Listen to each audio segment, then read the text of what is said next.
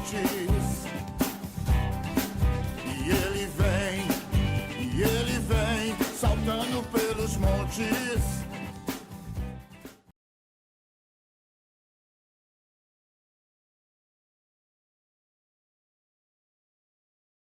Olá, Agapinhos! De novo apareceu uma novidade aqui. Gente, a Sophie não quer mais ir embora. Ela falou que agora ela vai fazer parte aqui fixa do nosso culto, né, Sophie? Vai ficar aqui? Você falou, não falou aquela hora? Mas tem que animar essas crianças. Uma criança vai animar crianças. Hoje a Vamos lição... pular que nem pipoca aqui, ó. O Taylor tá animado. Vocês estão animados? O Taylor tá muito animado. Eu sou sempre animado. A lição que a gente vai estudar hoje é uma lição muito legal. E a gente tem que estar muito feliz. Porque essa lição vai falar sobre a derrota final de Satanás. Essa lição vai falar quando Satanás ele é derrotado finalmente pelo Senhor. Porque ele já é derrotado, né, gente? Ele só se toca que ele é derrotado, entendeu? É quando ele, tipo assim, cai a ficha dele de que ele não é nada, entendeu? E eu tô muito animada pra essa lição. Então vamos juntos adorar o Senhor? Vamos lá? Vamos pular? Animado. Hoje é dia de brincar, pular, dançar e cantar. Vai ter festa no barquinho com pipoca e guaraná. Pode aparecer, a festa já vai começar. Vem brincar de pula, pula com a nossa turma. Pula, pula, pula, vem com a nossa turma. Pula, pula, pula. Com Jesus é mais legal. Pula, pula, pula, vem brincar de pula, pula, pula. Vem pra nossa turma. Na, na, na, na, na, na, na, Agora, de cabeça para baixo na montanha russa. Dá um frio na barriga, eu fico a cada instante. Gira, gira sem parar, com Deus eu sou gigante. Vem brincar de pula, pula com a nossa turma. Pula, pula, pula. Vem pra nossa turma. Pula, pula, pula. Com Jesus é mais legal. Pula, pula, pula. Vem brincar de pula. Pula, pula, pula. Na, na, na, na, na, na, na, na, De cabeça pra baixo. De cabeça para baixo na montanha russa. Dá um frio na barriga, eu puto a cada instante. Gira, gira sem parar, com Deus eu sou gigante. Vem brincar de pula, pula com a nossa Pula, pula, pula. Nossa turma. Pula, pula, pula. com Jesus é mais legal. Pula, pula, pula. Vem brincar de pula. Pula, pula, vem com a nossa turma. Na, na, na, na, na, na, na. Na, na, na, na, na, na, na, na. Nós vamos continuar adorando a esse Cristo que venceu. Essa lição de hoje vai falar, vocês vão conhecer daqui a pouquinho, sobre a derrota de Satanás. Ele foi derrotado por Jesus Cristo. O Cristo que venceu a morte, que venceu o pecado e que venceu e conquistou muitas coisas para nós. Então vamos adorar esse Deus? Graças eu te dou, Pai, pelo preço que pagou, sacrifício de amor que me comprou, ungido do Senhor. Pelos cravos em tuas mãos, graças eu te dou, ó meu Senhor. Lavo minha mente e coração, me deu perdão, restaurou a comunhão. Ele é digno. Digno é o Senhor, sobre o trono está, sobre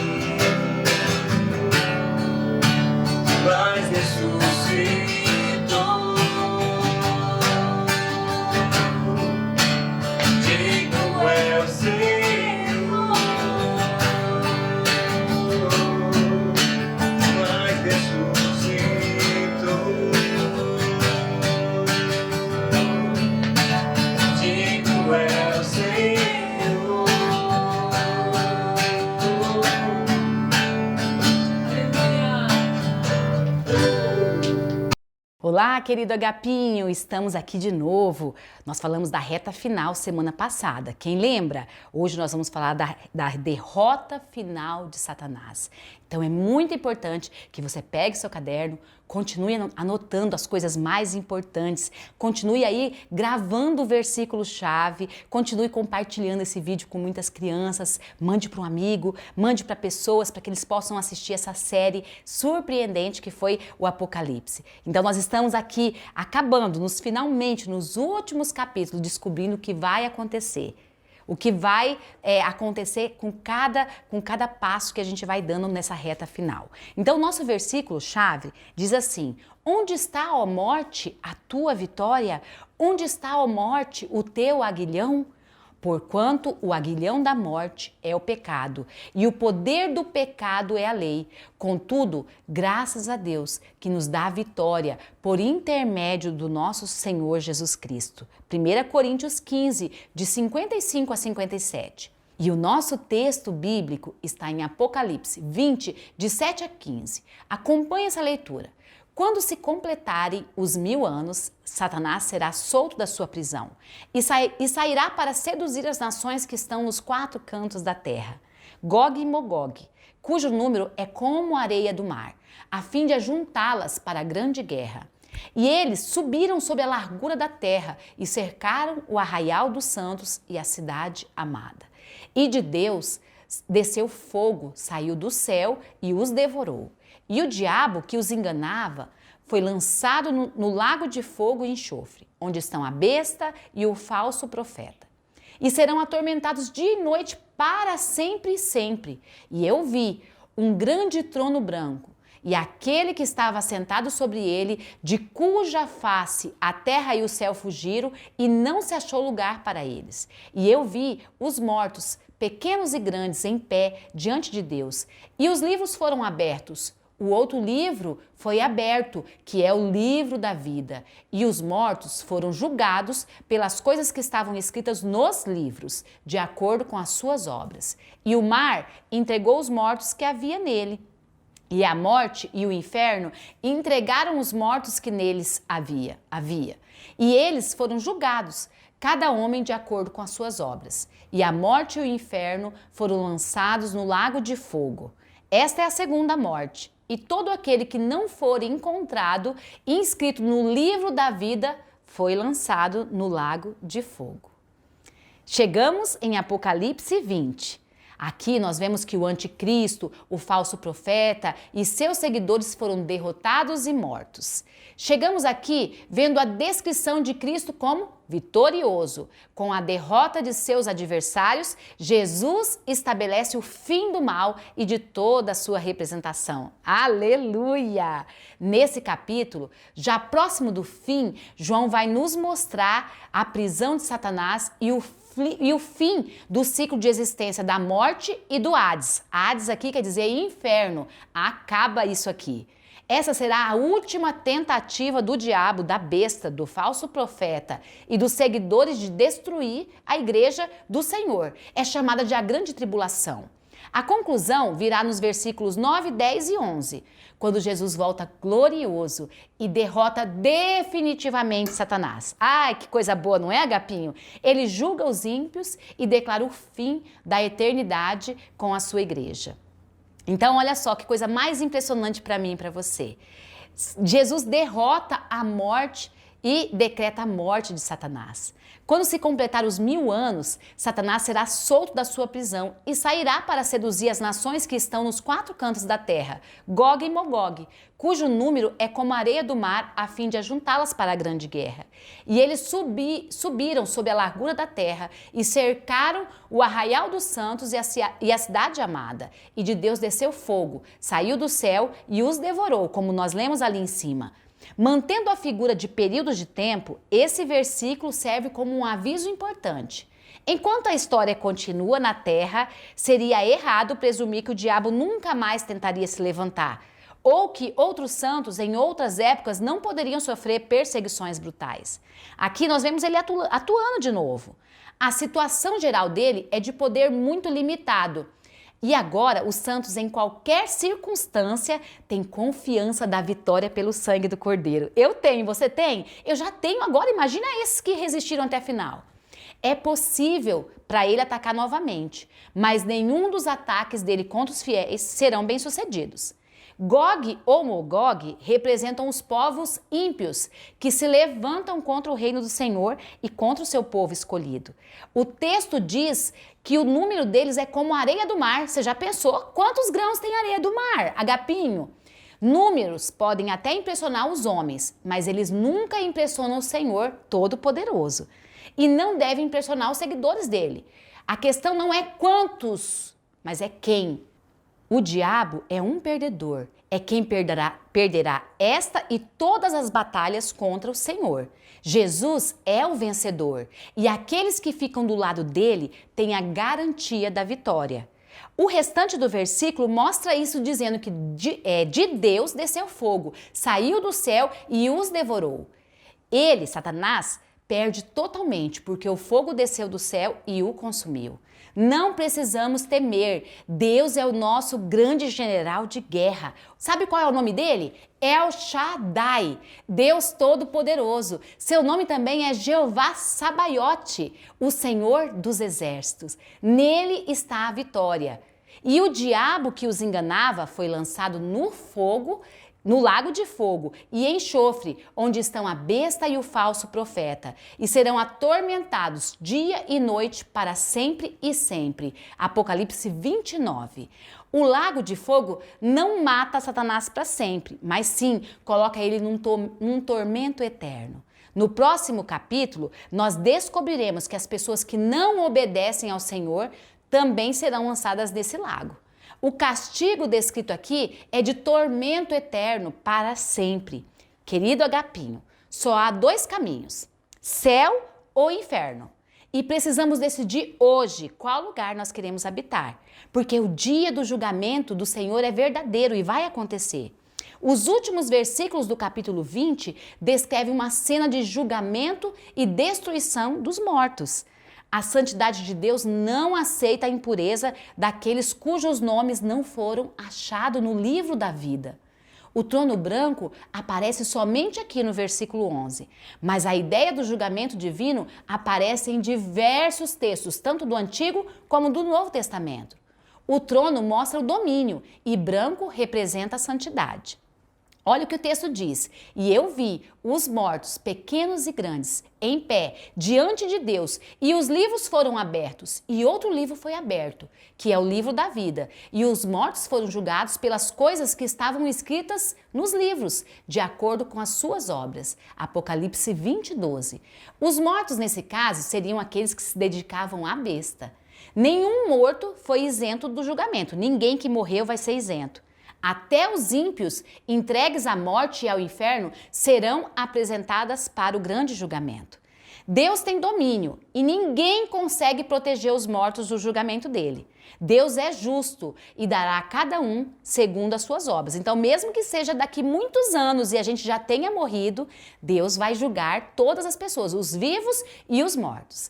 Há uma distinção aqui entre os livros e o livro da vida. Olha essa imagem. Olha esse livro. Os livros, se a gente pensar em muitos, evidentemente registram os atos das pessoas e mostram a justiça do julgamento de Deus. Mas eu estou falando desse outro livro, o livro da vida. Ele representa uma lista dos nomes das pessoas que já foram salvas e que estarão escritas ali. Olha o que diz o apóstolo Paulo em 2 Coríntios 5,10. Ele diz assim: porquanto todos nós deveremos comparecer diante do tribunal de Cristo, a fim de que cada um receba o que merece em retribuição pelas obras praticadas por meio do corpo, quer seja o bem, quer seja o mal. Ninguém se livrará desse julgamento. Todos nós prestaremos contas da nossa vida diante de Deus. E então, aquela palavra solene que a gente já leu: e todo aquele que não foi achado e inscrito no livro da vida foi lançado no lago de fogo. Corresponde a uma palavra que a gente já ouviu de João 3,36, que diz assim: aquele que crê no Filho tem a vida eterna, e quem não crê no Filho não verá a vida, mas a ira de Deus permanece sobre ele. Ser escrito no livro da vida significa ter vida em Cristo. Nem nossas obras, nem o nosso caráter, nem a nossa religiosidade, nem o nosso choro, nem as nossas orações ou o nosso serviço. Quem trabalha muito pode colocar os nossos nomes no livro da vida. Esse livro aqui, somente a graça pode fazer isso. E a graça de Deus faz isso quando nós cremos no Senhor Jesus Cristo como nosso Salvador.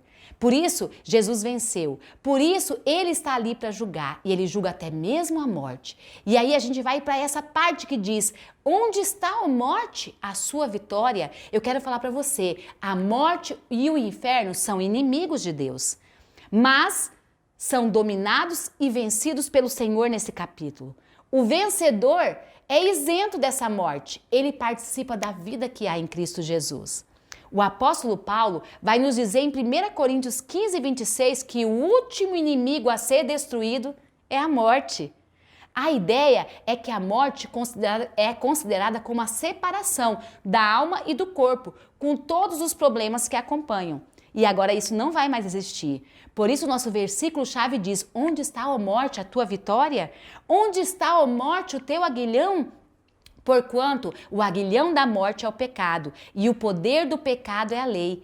Contudo, graças a Deus, que nos dá a vitória por intermédio do nosso Senhor Jesus Cristo. 1 Coríntios 15, de 55 a 57. Jesus já foi lá no inferno e rompeu, venceu a morte. Nós podemos celebrar, nós podemos viver eternamente com Ele. Os justos viverão para sempre e os injustos permanecerão em um estado que nunca será encerrado pela morte. Vocês se lembram que parecia no capítulo anterior que os adoradores da besta tinham vantagens nessa vida terrena? Essa vantagem levou eles para uma morte eterna, a segunda morte. Assim também, os adoradores do Senhor que pareciam perder nessa vida terrena, se lembra lá dos mártires? Agora eles têm a garantia da vantagem final e da vida eterna. Que consolação! E para esses fiéis, aqueles que têm os seus nomes escritos no livro da vida, ainda resta a promessa da glória eterna na presença do Senhor. Vitória absoluta e total. E agora eu quero falar com você uma coisa muito especial. Nós falamos muito do livro da vida. Olha só, nesse livro, o livro da vida contém o registro de todos os salvos de todas as épocas. Uma pessoa comum, igual eu, você, só tem o registro lá no cartório depois que ele nasce. Aí o pai vai lá e a mãe vai lá e registra. Ninguém é registrado antes de nascer. Da mesma forma, o nome de uma pessoa salva só passa a constar no livro da vida após o seu novo nascimento. E olha o que a palavra diz: aquele que não nascer de novo não pode ver o reino de Deus. À medida que os indivíduos creem em Cristo e confessam Ele como Senhor, eles vão sendo inscritos no livro da vida. Deixa eu te perguntar uma coisa, querido Agapinho. O seu nome está escrito no livro da vida? Você acha? Você já aceitou Jesus como seu Salvador? Você já disse para Ele que Ele é o seu Senhor e Cristo? Se você não fez isso, você quer aceitar Jesus como seu Salvador nesse dia e garantir que o seu nome esteja escrito no livro da vida? É muito importante a decisão que nós fazemos hoje, porque nós não sabemos que dia nós vamos morrer. E o dia que nós morrermos, como a gente viu nesse texto de hoje, não adianta mais chorar, não adianta mais aceitar Jesus. Então, enquanto estamos vivos, nós temos tempo de aceitar Jesus e ter o nosso nosso nome escrito neste livro. Você quer o seu nome escrito nesse livro? Eu tenho certeza que o meu nome está escrito nesse livro. Porque um dia eu aceitei Jesus como meu Salvador. E o convite para você hoje é que você aí na sua casa, talvez alguém da sua família, alguém que está com você aí, que nunca fez essa oração, possa fazer essa oração comigo hoje. Então como é que a gente faz, Cláudia? Faz assim, você vai colocar a sua mão no coração e eu vou orar e você vai repetir essa oração comigo. Você vai dizer assim: querido Jesus, eu estou estudando o livro de Apocalipse. E nós estamos no final do livro de Apocalipse.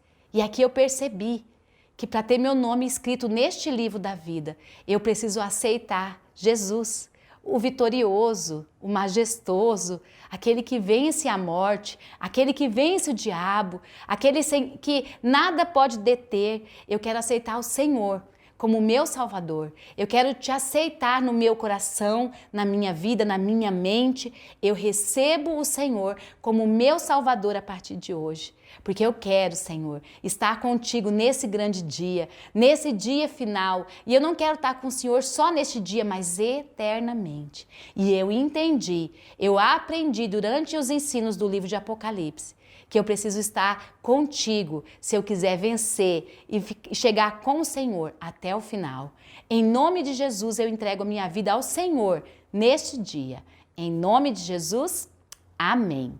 Amém, querido Agapinho? Nossos nomes agora estão escritos no livro da vida e nós estamos indo para os finalmente. Você vai saber o desfecho dessa linda história de amor de Deus para com o homem. Faltam 2 capítulozinhos para terminar e a gente vai aprender tudo aquilo que Deus quer nos mostrar, tudo aquilo que Deus quer nos ensinar, que você possa ficar com seu coração aberto. Chame mais pessoas para ouvir sobre essa vida maravilhosa depois que Jesus vence, essa vida eterna, e venha com a gente aprender tudo aquilo que Jesus tem para nos ensinar nesses dias. Amém? Deus abençoe e até mais. Logo, logo eu tô de volta.